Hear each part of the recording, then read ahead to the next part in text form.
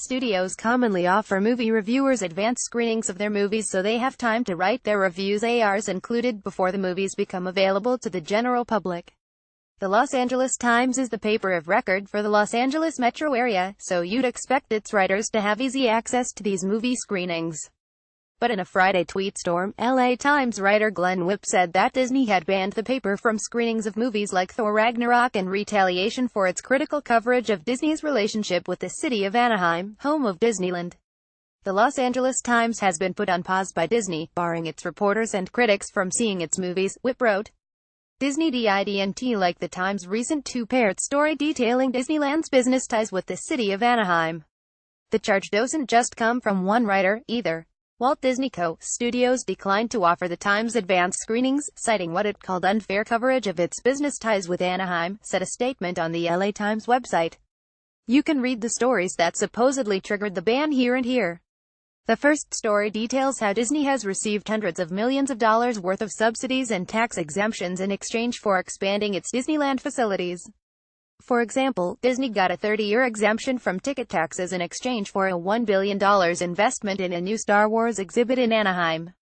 Disney once had a cozy relationship with Anaheim, but as the park has gotten more lucrative and the city's demographics have changed, the relationship has deteriorated. Some parts of the city are struggling economically, and critics say that Disney's generous tax breaks deprive the city of revenue it could use to tackle the city's problems.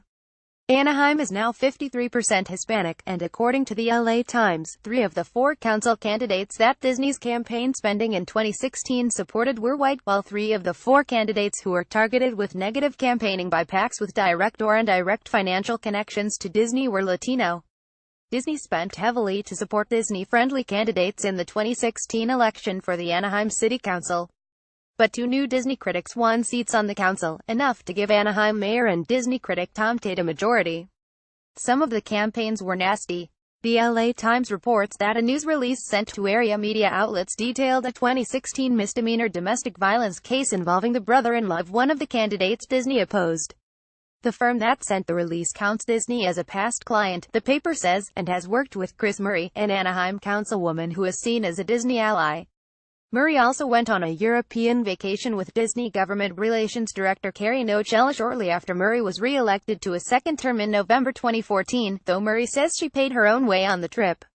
We've asked Disney for comment about the story and will update if we get a response. The company is far from the first corporation to hold negative press coverage against journalists and cut off relationships. See examples ranging from Apple responding to Gizmodo's coverage of the iPhone 4 leak or Mark Cuban's Dallas Mavericks revoking credentials for longtime ESPN NBA reporters, but this particular blacklisting could be painful considering the LA Times history of film coverage and Disney's upcoming slate boasting things such as a new Star Wars film and plenty from the Marvel Cinematic Universe.